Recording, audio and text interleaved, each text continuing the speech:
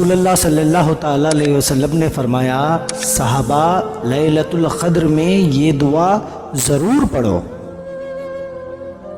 یا رسول اللہ کون سی دعا؟ اللہم انک عفو تحب العفو فاعف عنی۔ اللہ تو ہی معافی کو پسند کرتا ہے، اور اے اللہ تو ہی ہمیں معاف کرنے والا ہے، تو ہی ہمارے گناہوں کو بخشنے والا ہے، مالک ہمیں معاف کر دے۔ اور قرآن مجید میں اللہ تعالیٰ نے ارشاد فرمایا، انا انزلناہ فی لیلۃ القدر، ہم نے قرآن مجید کو قدر والی رات کو اتارا ہے۔ اس رات کی فضیلت کیا ہے؟ اس رات کو اللہ تعالیٰ اپنے مخلوق کرم کی نگاہوں سے دیکھتا ہے۔ اس رات کو اللہ تعالیٰ کے نوری فرشتے زمین پر اترتے ہیں، رحمت والے فرشتے زمین پر اترتے ہیں اور زمین پر پھیل جاتے ہیں۔ اس رات کو فرشتے گھر گھر کا چکر لگاتے ہیں۔ اس رات کو اللہ تعالیٰ اپنے گنہگار بندوں سے مخاطب ہو کے فرماتا ہے، اے میرے گنہگار بندو، ہے کوئی مجھ سے بخشش طلب کرنے والا؟ آج کے رات میں اس کے تمام گناہوں کو بخش دوں، ہے کوئی مجھ سے معافی مانگنے والا؟ اس رات میں ہمیں کیا کرنا چاہیے؟ اس رات کے لیے کون سا عمل اچھا ہے؟ اس رات کو، اس برکتوں والی رات کو کون سی دعا کریں؟ دعا ایک ایسی چیز ہے، اللہ تعالیٰ سے ملانے کا ایک ذریعہ ہے، اللہ سے سب کچھ حاصل کرنے کا ذریعہ ہے۔ ایک چیز ہمیشہ یاد رکھیں، مظلوم کی بد دعا سے ڈرو۔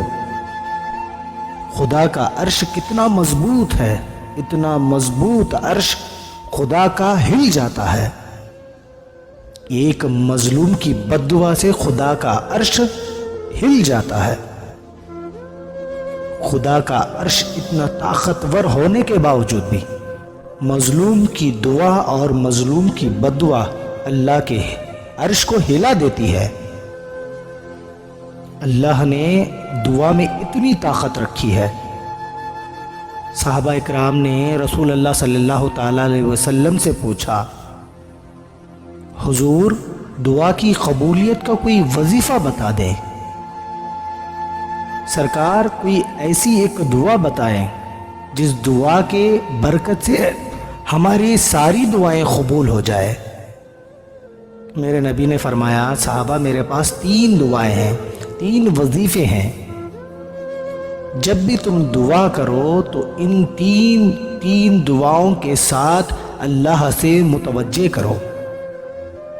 فرمایا جو بھی شخص ان 3 دعاؤں کے ذریعے سے اللہ سے متوجہ ہوتا ہے، اللہ اس کی ہر دعا قبول کرتا ہے، اللہ اس کی دعاؤں کو رد نہیں کرتا۔ اب آپ بھی وہ 3 دعائیں سن لیں، وہ 3 دعائیں سن لیں کہ جس کے ذریعے سے اللہ سے سب کچھ مانگ لیں۔ پہلی دعا، اللہ کے نبی آپ صلی اللہ تعالی علیہ وسلم نے ارشاد فرمایا، لا الہ الا انت سبحانک انی کنت من الظالمین۔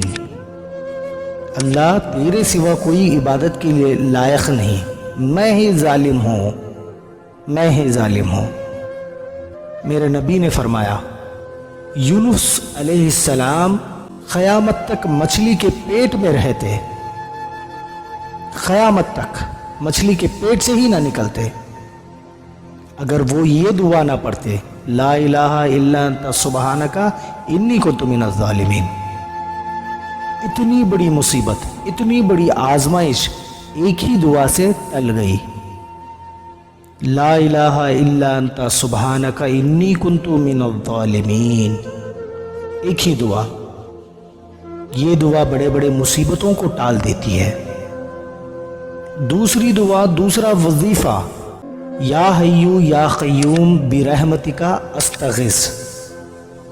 میرے نبی پر جب بھی کوئی پریشانی آتی، جب بھی کوئی مصیبت آتی تو میرے نبی ان دعاؤں سے، اس ذکر و اذکار سے اللہ سے مدد مانگتے۔ دعا کرتے مالک میں تیرے رحمت کے ذریعے تیری مدد مانگتا ہوں، تیری رحمت کے ذریعے۔ یا حیو یا قیوم برحمتک استغیث، جس کا ترجمہ یہ ہے، اے زندہ اور ہر چیز کو تھامنے والے رب، ہر چیز کو تھامنے والے رب، میں تجھ سے تیرے رحمت کے ذریعے سے سوال کرتا ہوں، تیری رحمت کے ذریعے سے سوال کرتا ہوں، میری مدد فرما۔ تیسری دعا حسبنا اللہ و نعم الوکیل۔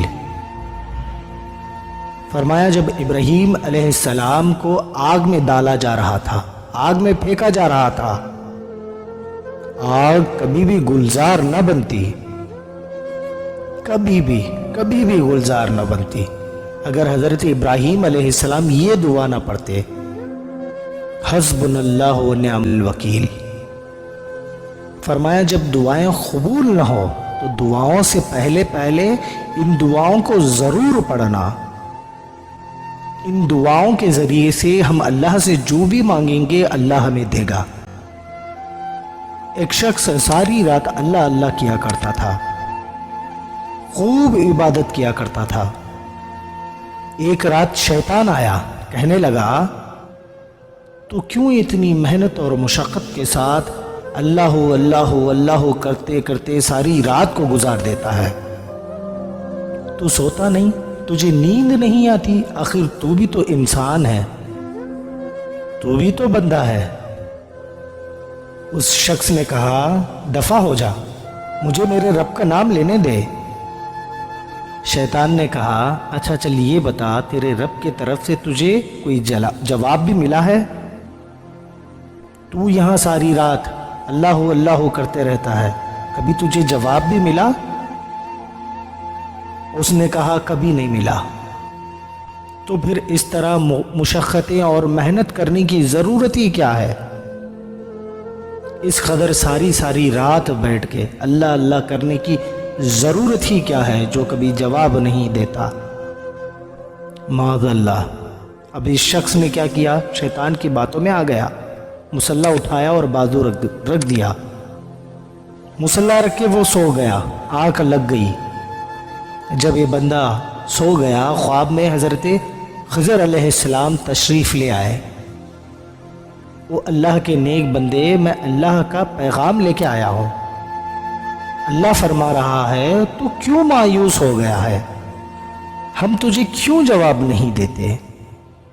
تو ایک بار اللہ کرنے کے بعد دوسری بار جب تو اللہ کرتا ہے نا، وہی تو ہمارا جواب ہوتا ہے۔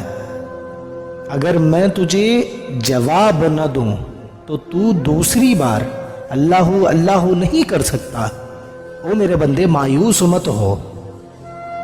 جب ایک نماز پڑھنے کے بعد دوسری نماز پڑھنے کا شوق دل میں آتا ہے تو سمجھ لینا پچھلی نماز پکا قبول ہو گئی ہے۔